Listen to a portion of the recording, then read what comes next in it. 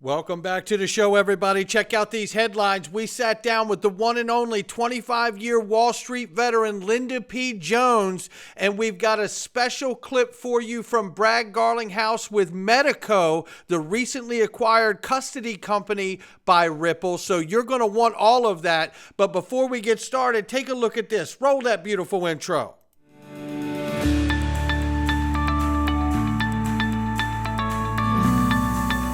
Digital Perspectives with Brad Kimes. Come on in.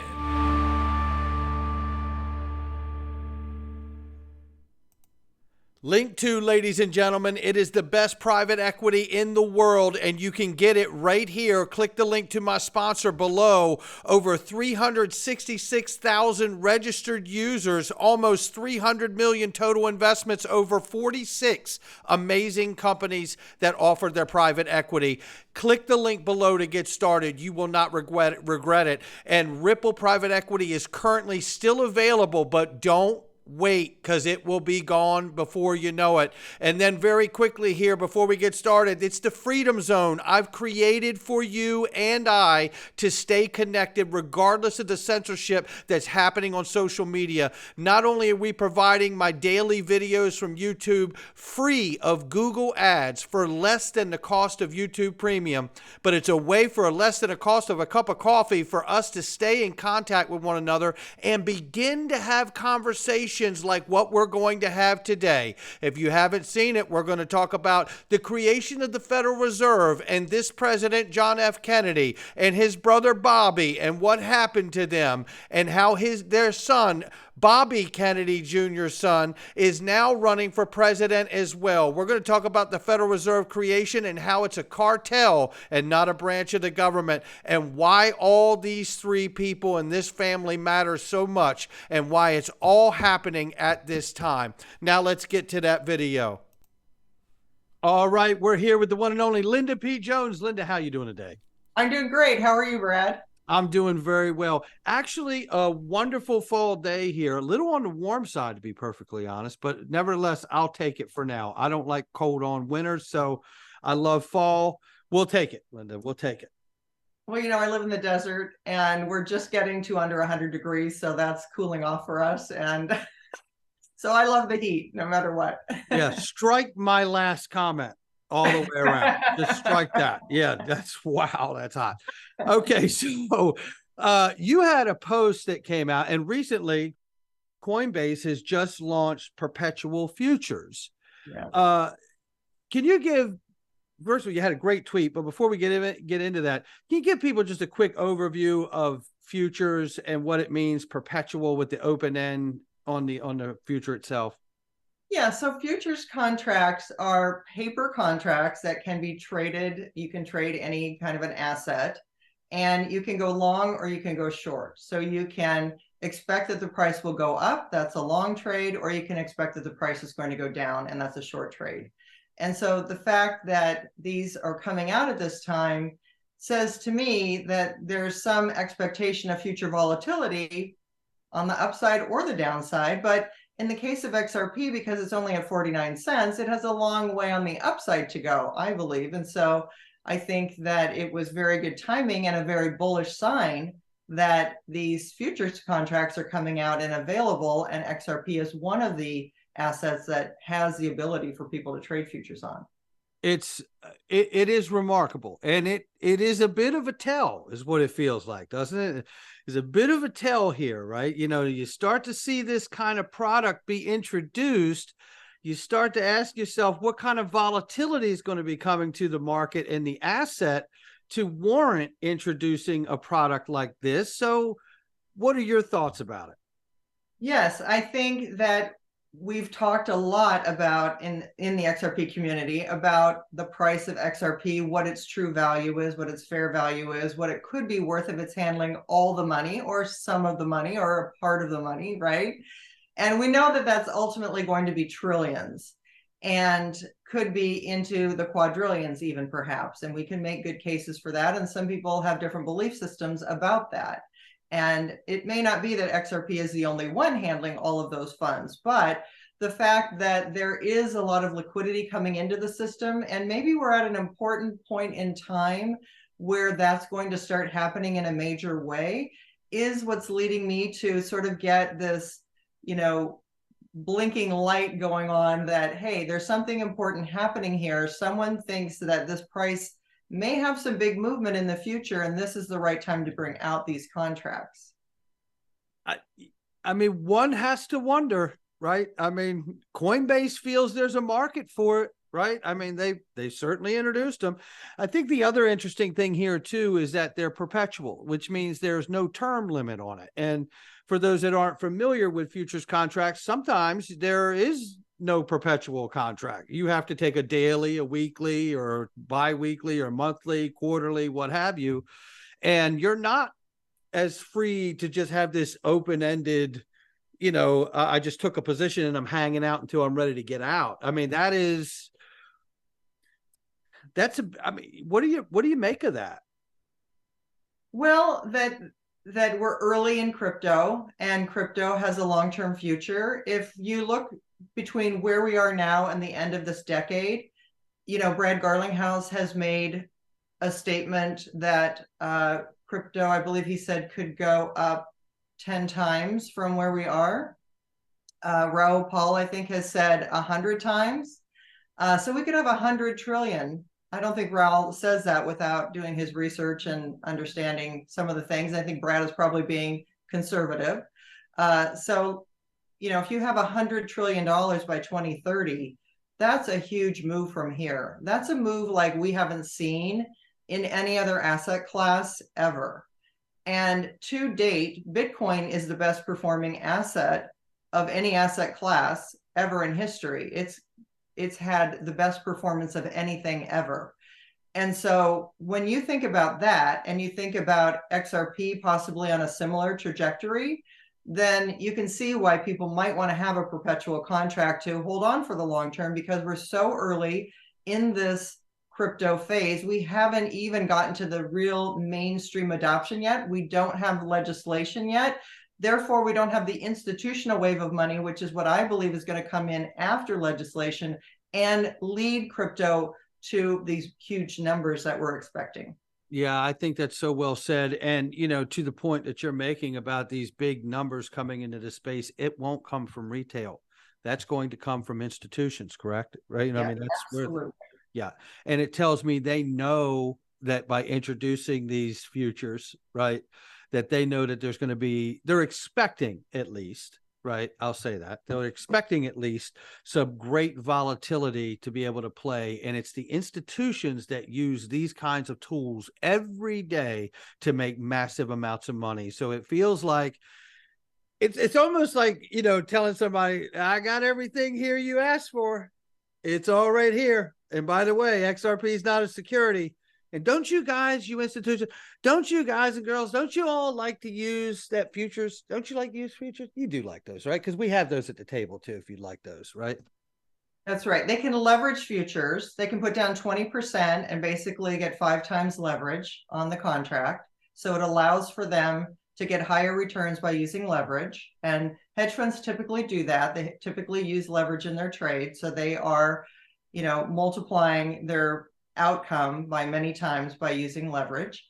And also with tokenization that we know that's coming on the blockchain, the whole financial system is in flux and is changing right now. So this is the time that you would want to have some sort of opportunity to be invested in the future value of these assets that are changing over, shifting, tokenizing, going onto blockchains, all kinds of things. And we're going to have, of course, a lot of new investments that we don't even have right now because of smart contracts, right? So smart contracts are going to allow for all kinds of contractual things to automatically happen that don't exist today.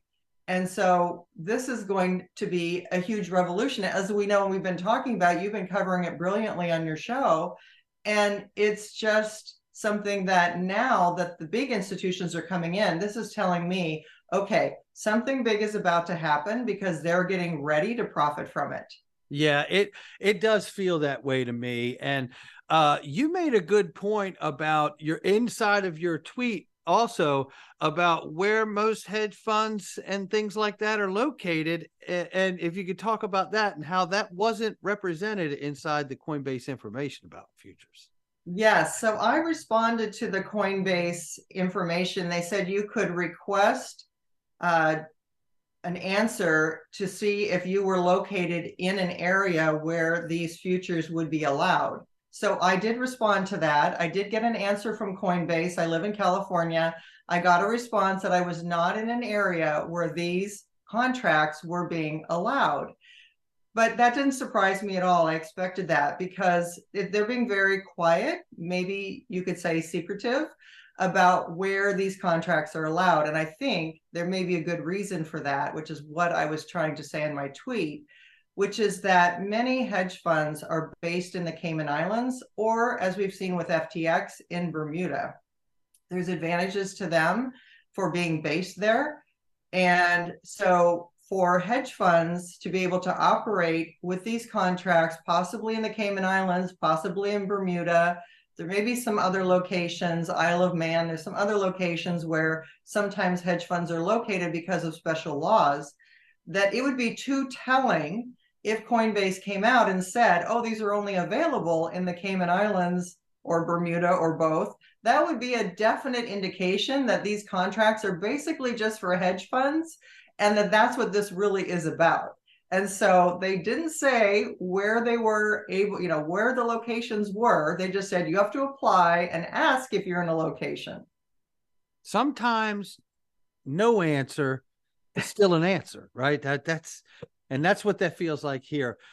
So we had spoke about this briefly before coming on, but I just want to change gears for a second because I don't really know if it's changing gears. It may all actually play into the idea of futures being introduced. And that's the recent news of the DTCC buying Securrency, right? Which is a protocol company or platform or what have you, that is going to allow for the digitized, tokenized settlement of securities using Ripple, Ethereum, EOS, and Stellar. And we know that the DTCC settles more than $2 quadrillion worth of derivatives every year. Your thoughts, Linda? My thoughts are that those four particular cryptos are very strategic. Yes. If you think about XRP, that would be more for the institutional side and banking, currencies, etc. Stellar would be for the unbanked type transactions. So transactions that would help the everyday person that might be involved in the DTCC that involves, the average person. EOS, I'm not that familiar with, so I can't really say why they would have that in the DTCC. I'm sure I could do some research and figure that out. But also Ethereum, of course, has smart contracts. And so that's going to allow for certain assets in the DTCC to, work with smart contracts. So I think there was a very strategic reason they chose those four. And I think that gives us another clue that perhaps we're moving into something pretty soon here. Yeah, I tell you, all of it is extremely exciting. I've never been able to pinpoint anything as far as time goes, but I absolutely feel like we've all won the lottery in slow motion here. I also feel when it comes to investing, the greatest skill any investor can have outside of due diligence is patience. And I think that's where we're at today, isn't it? Absolutely. We need patience. And, we do have a go live on November 20th. And that may be a marker, that may not be a marker, but it seems like it's coming into a time frame where it could be something more important than FedNow was. A lot of people were very excited and expecting FedNow to maybe provide a higher price. That didn't really happen at that time. But there's certain things coming together now, plus the cycle that we're in terms of, as Raul was saying, 1 year down, 3 years up. And then he was talking about the 1.5 years. We're kind of like sort of in that. He was talking about Ethereum bottoming in June, and then, others bottomed in October. We're kind of getting into that closer time horizon where we're going to start to see the bull market again, I think. And I certainly have that for stocks in the November time horizon. I just put out a bull signal for the stock market, but I also believe that will be true for crypto, where we're going to have a really strong upward trend starting in November through next June. So I think that we're right on the cusp of some major price action. And the fact that we have this go live, I'm like, that's really interesting. Now we have the futures contracts coming out where people can make extra money and be leveraged on volatility on the upside. But we might also have that one last plunge in price, which I've been kind of thinking might be out there, that one last drop, because years ago, I remember Barry Silbert said that he did not invest in XRP, he invested in Ripple because he didn't think the metrics were right to invest in XRP. And that always stuck with me. Like, what do you mean? Well, he was right, because they kept, I think, they controlled the price of XRP for the last basically 2.5 years, almost 3 years now in December. And it's roughly, not been allowed to rise, or it's been controlled under the lawsuit and in a range.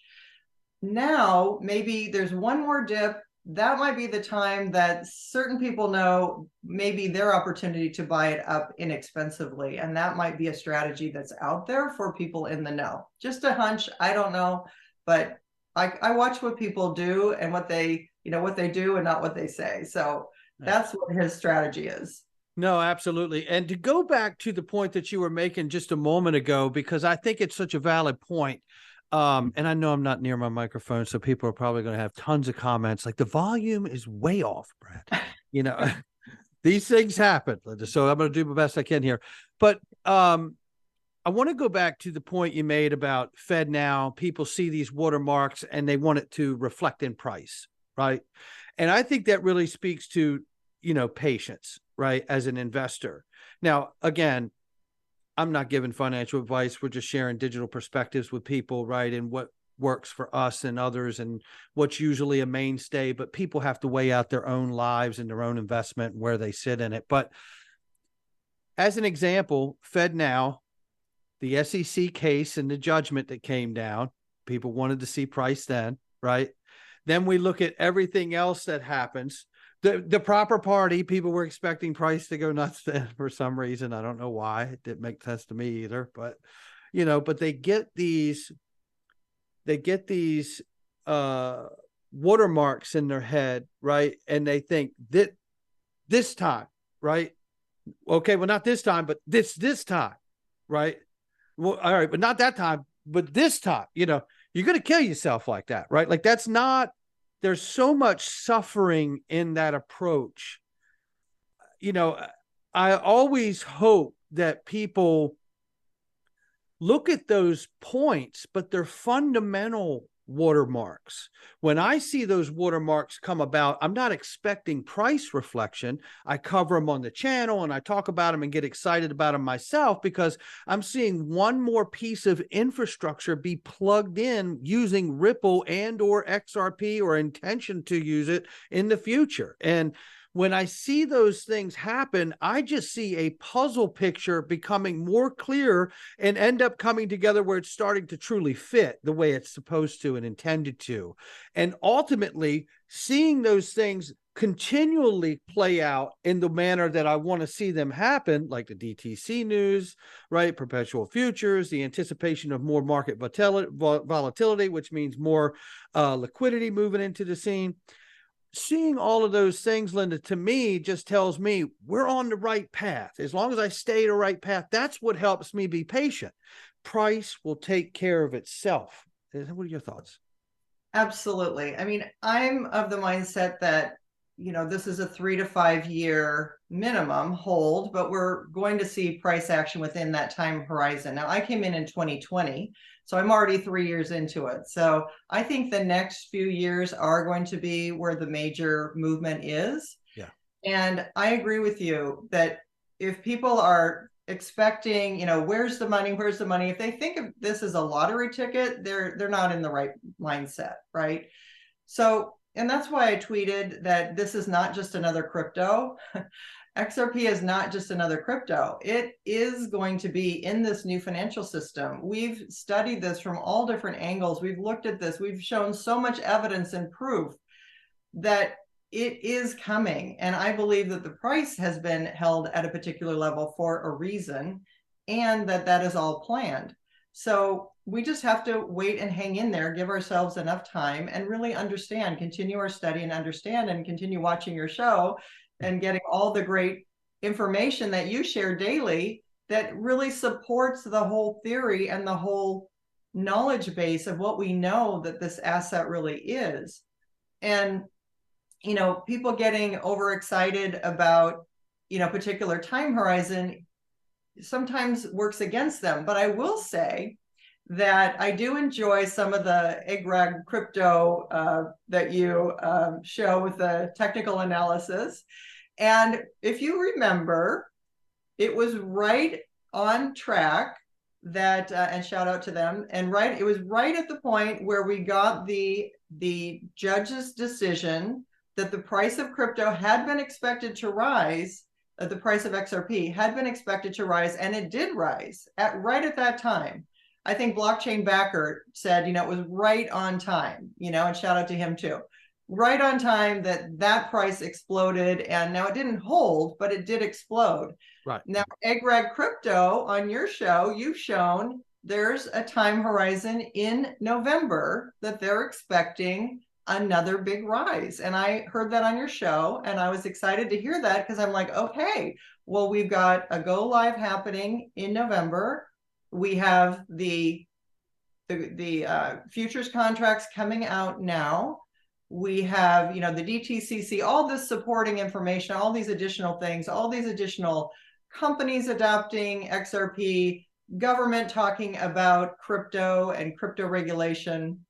And that may be the next step. We may hear something from Congress and Elizabeth Warren may be signaling that if crypto is associated with terrorism, that may not be something that they're going to allow to leave out there, you know, and we know that XRP is clean in that matter. We also know it's a green asset.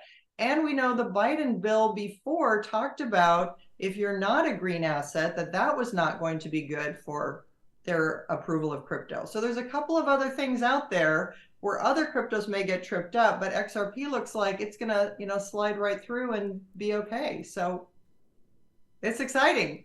It is very exciting, no doubt about it. And nobody wants egg-rag crypto and Dark Defender and Coins Kid and Crypto Bull 2020 and Blockchain Backer and the rest of them to be right like I do. I want them to be so right. I want to carry them through the damn street. There's no question about it. They're going to be right. It's just a matter of when, right? When. Yeah, because it's true. It's not if, it's when. And I totally believe that we are going to see much higher prices of XRP. No doubt about it. I have no doubt. I have zero doubt. And everything that you've shown on your show has just proven it every day and reinforced that every single day. I certainly love the fundamental news, and I certainly have a great appreciation for all of those guys and the technical analysis that they do.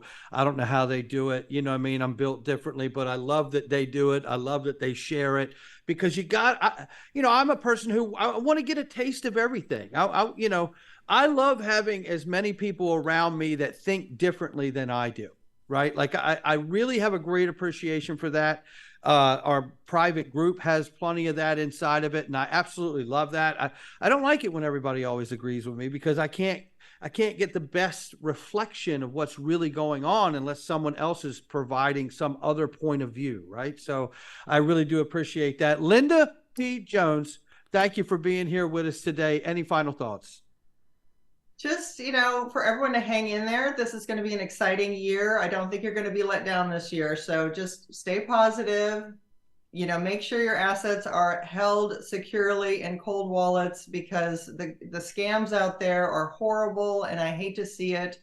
And it's happening all the time. So please lock up your crypto securely and let's just hang on hang on for dear life. It's going to be so exciting. We're just about patience, right? No doubt about it.